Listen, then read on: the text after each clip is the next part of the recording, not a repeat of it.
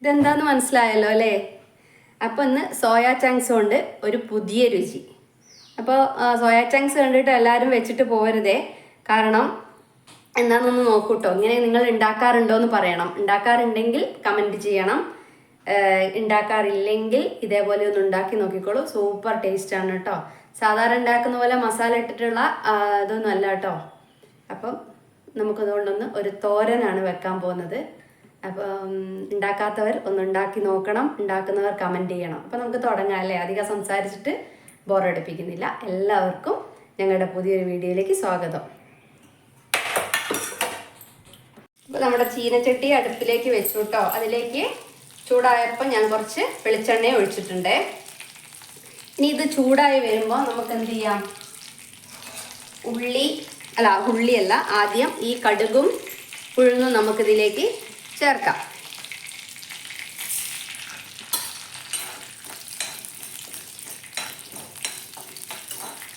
ഇതൊന്ന് പൊട്ടട്ടെ.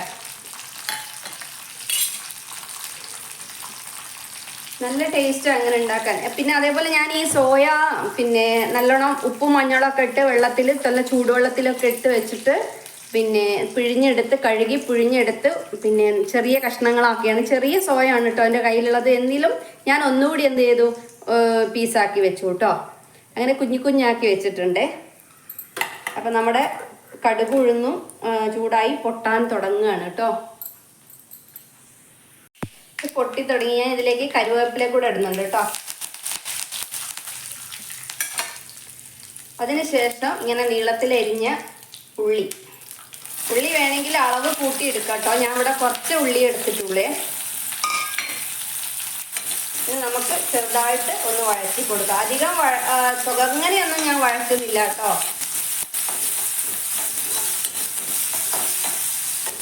കുറച്ച് ഉപ്പും ചേർത്ത് കൊടുക്കാം.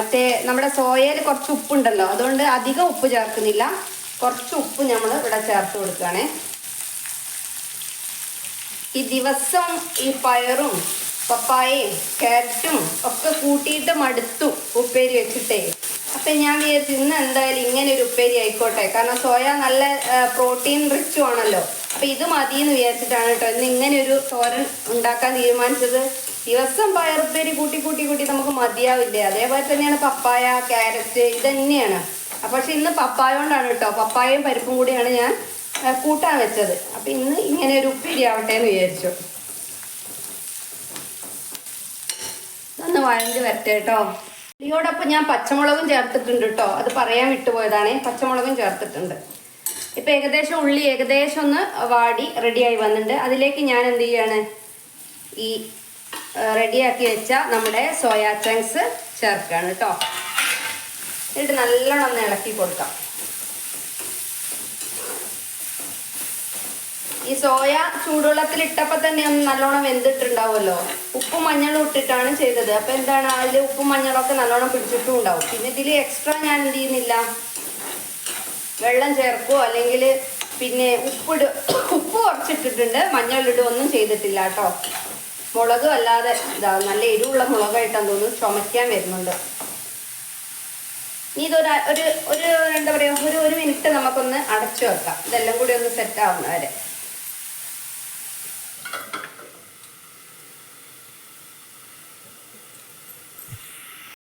ഇപ്പം ഏകദേശം ഒരു മിനിറ്റ് ആയിട്ടോ. ഞാനിത് അടച്ചു വെച്ചിട്ട് തുറന്നു നോക്കാം നമുക്ക്. ഇതിൽ ഉള്ളി കുറച്ചും കൂടെ ചേർക്കട്ടോ. ഞാൻ കുറച്ച് കുറഞ്ഞോന്നൊരു സംശയം ഉള്ളി എടുത്തത്. ഇനി നമുക്കിതിലേക്ക് എന്ത് ചെയ്യാം, അല്പം തേങ്ങ.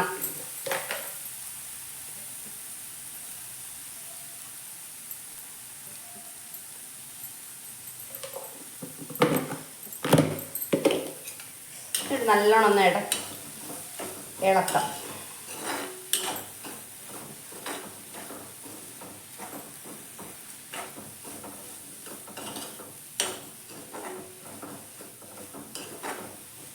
ഒന്നുകൂടി ഒന്ന് അടച്ചു വെച്ചിട്ട് നമുക്ക് ഇത് ഓഫ് ചെയ്യാം. അപ്പോൾ നമ്മൾ ഉണ്ടാക്കി നോക്കിയാൽ നമ്മൾ അതിൻ്റെ ടേസ്റ്റും കൂടെ പറയണ്ടേ? സത്യസന്ധമായ രീതിയിൽ പറയണം അല്ലേ അതിൻ്റെ ടേസ്റ്റ് എന്താണെന്ന്. ഞാൻ പറഞ്ഞുതരാം. എനിക്കിത് നല്ല ഇഷ്ടമായതുകൊണ്ട് ഭയങ്കര ഇഷ്ടമായിരിക്കും. എനിക്കിതിനൊരു കുറ്റം ഉണ്ടാവില്ല കേട്ടോ. നല്ല ടേസ്റ്റ് ഉണ്ട്. കാരണം ഇത് മസാല ഇട്ടിട്ട് സോയ ചങ്ക്സിന്റെ ഒരു ടേസ്റ്റ് ഉണ്ടല്ലോ, അത് ഇഷ്ടപ്പെടുന്നവർക്ക് ഇങ്ങനെ ഉണ്ടാക്കി കഴിഞ്ഞാൽ ഭയങ്കര ഇഷ്ടമായിരിക്കും. പക്ഷെ ഇല്ലാത്തവർ കുറച്ച് മസാലയൊക്കെ ഇട്ടിട്ടല്ലേ ഉണ്ടാക്കാം. മസാലയൊന്നും ഇടാതെ എങ്ങനെ ഉണ്ടാക്കിയാലും നല്ല ടേസ്റ്റാണ് കേട്ടോ. അപ്പം ഇങ്ങനെ ഉണ്ടാക്കുന്നവർ നിങ്ങൾ എങ്ങനെയാണ് ഉണ്ടാക്കാറ് എന്നുള്ളത് കമൻറ്റ് ചെയ്യാം. ഉണ്ടാക്കാത്തവർ ഇങ്ങനെയൊന്ന് ഉണ്ടാക്കി നോക്കൂ. അപ്പം നമ്മൾ എന്നും ഒരേ രീതിയിൽ തന്നെ ഒന്ന് മാറ്റി പിടിക്കുമ്പോൾ അതൊരു രസമാണല്ലോ. അപ്പം നല്ല ടേസ്റ്റ് ഉണ്ട്. ചോറിനൊക്കെ കൂട്ടി കഴിക്കാൻ നല്ല ടേസ്റ്റാണ്. പിന്നെ എപ്പോഴും നമ്മൾ പച്ചക്കറി തന്നെ ഉപ്പേരി വെച്ചിട്ട് മടുക്കുന്ന സമയത്ത് നമുക്കൊന്ന് മാറ്റി പിടിക്കാം അല്ലേ. അപ്പോൾ എൻ്റെ വീഡിയോ ഇഷ്ടമാണെങ്കിൽ എല്ലാവരും ലൈക്കും ഷെയറും സബും ചെയ്ത് എന്നെ സപ്പോർട്ട് ചെയ്യുക. Tata bye bye.